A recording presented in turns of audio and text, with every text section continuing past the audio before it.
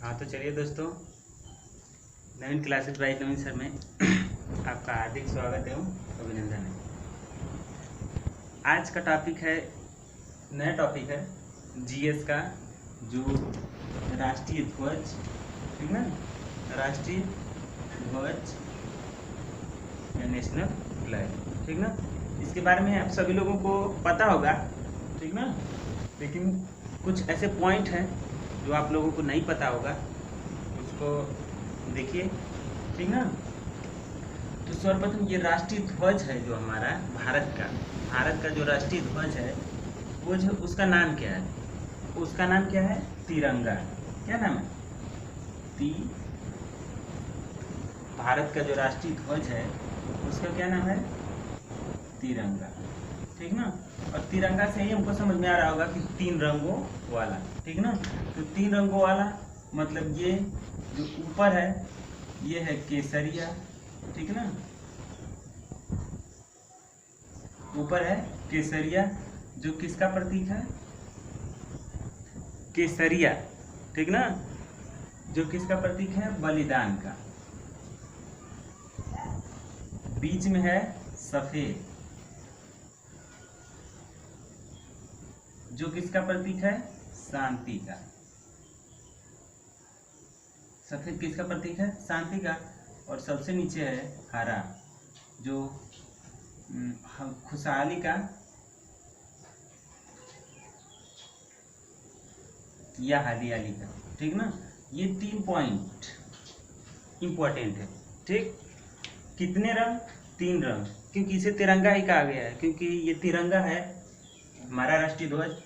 केसरिया सफेद और हरा, तो केसरिया बलिदान का, सफेद शांति का, ठीक ना, और जो हरा है वो किसका प्रतीक है? खुशहाली का। इसमें जो है इसका जो अनुपात होता है हमेशा आयताकार होता है, ठीक ना। जो बना होता है, जो हमारा राष्ट्रीय ध्वज बना है, ये हमेशा कैसा होता है? आयताकार होता है। और इसकी जो लंबाई होती है और जो चौड़ाई होती है, तो लंबाई हमेशा क्या होती है? बड़ी होती है।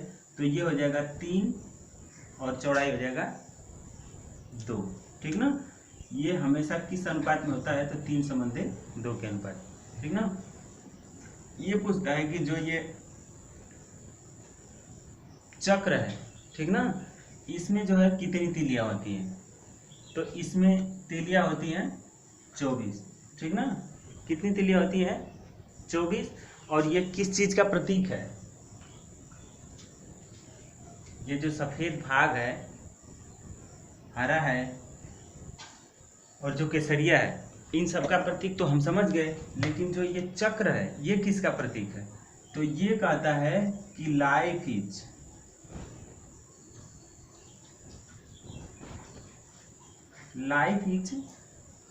रेस। जीवन एक क्या है? दौड़ है, ठीक ना। और ये जो 24 तीलियां होती हैं इस चक्र में, ठीक ना, और इसका रंग कैसा होता है? तो नीला होता है, ठीक ना। इसका रंग कैसा होता है? नीला होता है। और इसमें तीलियां कितनी होती हैं? 24 होती हैं, ठीक ना। और पूछता है कि एक तीली से दूसरे तीली के बीच में कितने अंश का कोण बनता है? तो 15 अंश का कोण बनता है, ठीक ना। क्योंकि पूरे एक जो वृत्त होता है वो 360 अंश का होता है, और 360 में जब 15 की भाग दे देंगे तो कितना आ जाएगा? 360 में जब 24 की भाग दे देंगे तो आ जाएगा 15। तो एक तीली से दूसरे तीली के बीच में कितने अंश का कोण बना? तो 15 अंश। कितनी तीलियां? 24। और पूरे वृत्त में कितने अंश का कोण बनता है? तो 360 अंश का। तो यहाँ से ये बताया गया है कि ये जो चक्र किस चीज का प्रतीक है? तो चक्र प्रगति, जीवन में हमेशा प्रगतिशील रहने का क्या है? ये प्रतीक है। और इसकी तुलना 24 घंटों से की गई है, ठीक ना। व्यक्ति को 24 आवर्स क्या करना चाहिए? मतलब अलर्ट रहना चाहिए, चलते रहना चाहिए, ठीक ना।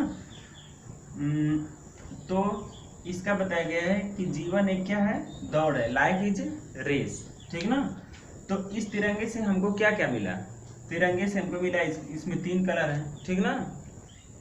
इसका अनुपात क्या होता है? तो 3:2 2 का होता है, ठीक। और ये बताया गया है कि जो राष्ट्रीय ध्वज होता है, ठीक ना, इसका जो कोई गीत है, जैसे राष्ट्रीय गीत है, ठीक ना, तो राष्ट्रीय गीत आपको मिलेगा कि वंदे मातरम है, ठीक ना। और इसी तरह कहेगा कि झंडा गीत क्या है, झंडा गीत क्या है, झंडा गीत, ठीक ना। तो ये सभी लोगों को पता होगा कि झंडा गीत हमारा क्या है, यानी कि भारत का। जब इसको फहराया जाता है राष्ट्रीय ध्वज को, तो ये झंडा गीत हमारे यहाँ प्रस्तुत की जाती है। ये है विजयी विश्व तिरंगा प्यारा, विजयी विश्व तिरंगा प्यारा, विजयी विश्व तिरंगा प्यारा, ठीक ना। ये हमारा क्या है, झंडा गीत है।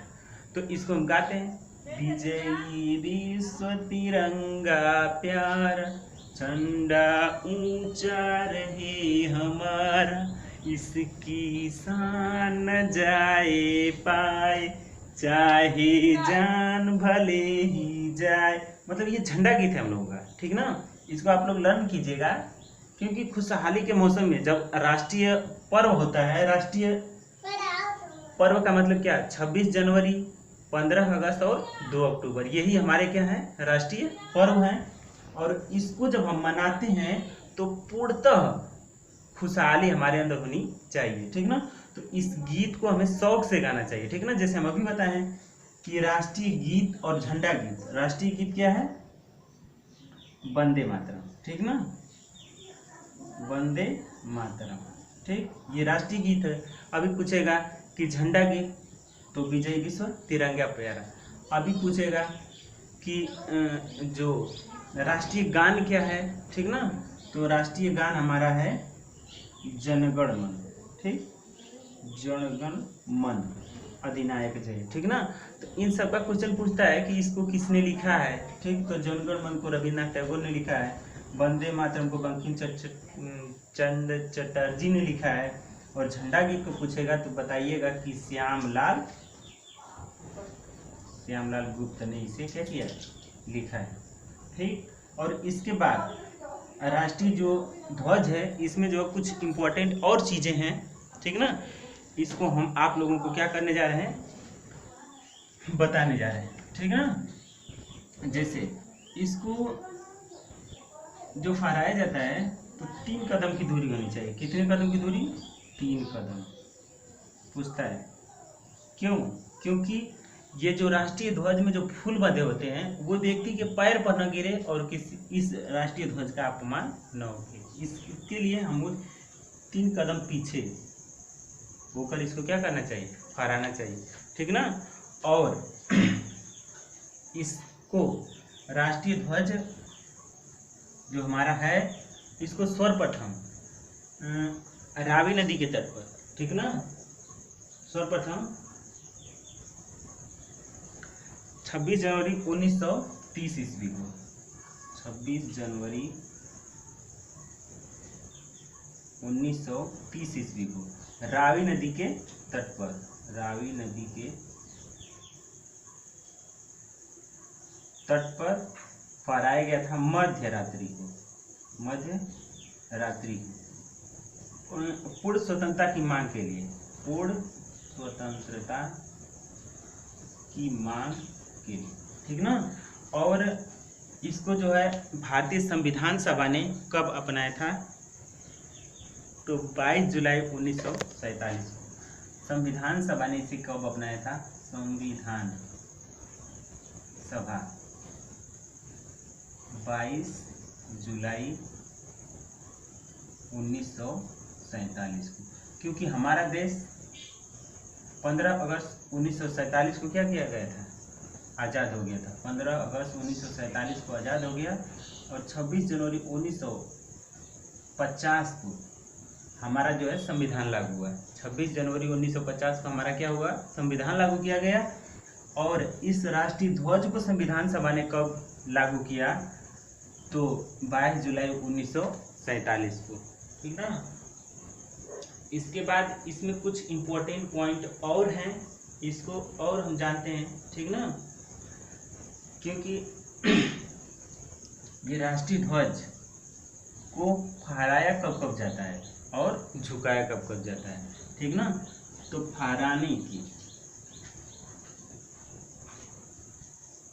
फहराया जाता है 2004 है, 2004 से पहले सिर्फ इस राष्ट्रीय ध्वज को 2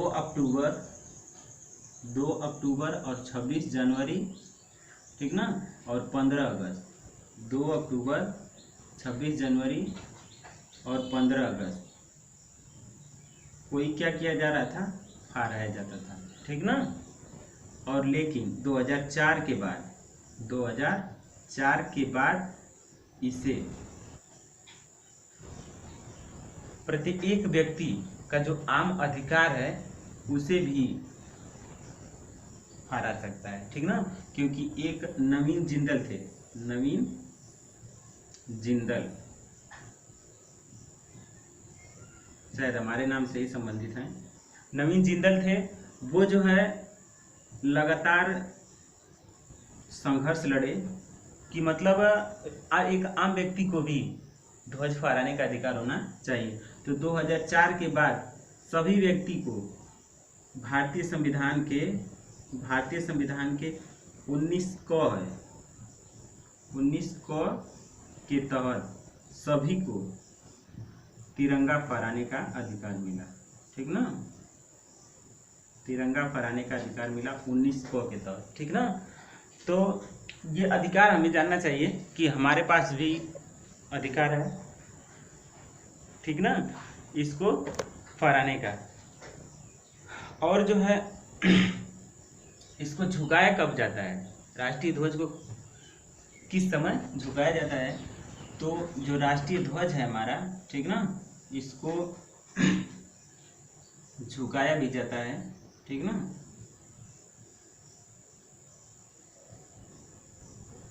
जैसे हो गया हमारे देश के राष्ट्रपति, ठीक ना, वर्तमान राष्ट्रपति, ठीक, प्रधानमंत्री, वर्तमान राष्ट्रपति, प्रधानमंत्री, उपराष्ट्रपति, ठीक ना, इन लोगों के मरने पर, ठीक ना, प्रधानमंत्री, राष्ट्रपति, उपराष्ट्रपति, इन सब के मरने पर, ठीक ना, राष्ट्रीय ध्वज को 12 दिन तक, ठीक ना, यानी कि आकस्मिक अगर इनकी मृत्यु हो जा रही है, वर्तमान समय में है, तो इनको जो है लाल किला यानी कि दिल्ली में है, ठीक ना, दिल्ली में लाल किला पर, या इसको अंग्रेजी में रेड फोर्ट कहते हैं, तो इस पर जो है 12 दिन तक क्या किया जाता है, झुकाया जाता है, ठीक ना, 12 दिन तक इसको क्या किया जाता है, झुकाया जाता है। और अगर ये वर्तमान के नहीं हैं, पूर्व हैं, ठीक ना, तो पूर्व के लिए 7 दिन तक, ठीक ना, 7 दिन तक झुकाया जाता है राष्ट्रीय ध्वज को। इसके बाद इसमें से कुछ आप लोग को मेन पॉइंट और मिलेगा कि राष्ट्रीय ध्वज को, ठीक ना, 1971 एक भारतीय संविधान का अनुच्छेद अधिनियम 1971 के तहत, ठीक ना, इसको जलाना, नष्ट करना, ठीक ना, जलाना या नष्ट करने पर व्यक्ति को सजा हो सकती है, ठीक ना, सजा एवं क्या, जुर्माना, दोनों भी हो सकता है। भारतीय संविधान के अधिनियम 1971 के तहत राष्ट्रीय ध्वज को जलाना या नष्ट करना एक क्या है, कानूनन अपराध है। इसके लिए व्यक्ति को सजा एवं जुर्माना भी हो सकता है, ठीक ना। और राष्ट्रीय ध्वज की डिजाइन किसने दिया था, तो दो लोगों का नाम आता है पिंगली वैकेया और मैडम भीकाजी कामा, ठीक ना। इन दो लोगों का नाम आता है, जिसमें से इम्पोर्टेंट हैं मैडम भीकाजी कामा, और इनको भारतीय क्रांतिकारी की माता कहा जाता है।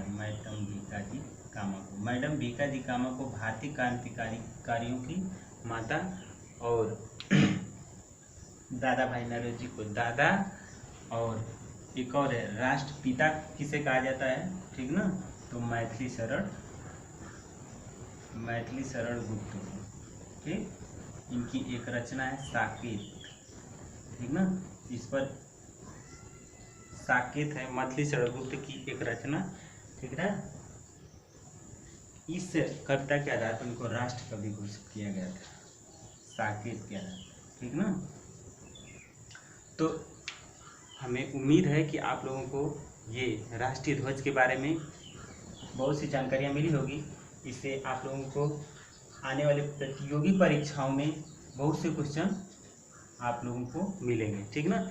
इस वीडियो को आप लोग अच्छी तरह से देखिएगा और इससे दोस्तों को शेयर करिएगा, और ताकि आपके साथ साथ दूसरे का भी क्या हो सके, भला हो सके, क्योंकि कर भला तो हो भला, ठीक ना। इसमें से आप लोग को इम्पोर्टेंट पॉइंट आप लोग को बता दें, 3 संबंध 2, राष्ट्रीय ध्वज का अनुपात किसने लिखा, मैडम भीकाजी कामा,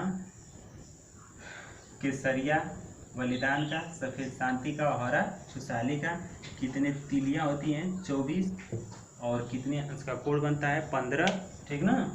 और इम्पोर्टेंट ये है कि इसे जलाना और नष्ट करना 1971, ठीक ना। इसमें कितने वर्ष की जेल होगी, तो 3 वर्ष की क्या होगी, जेल होगी, ठीक ना। तो धन्यवाद, इस वीडियो को आप लोग आगे तक पहुंचाने का कष्ट करिएगा।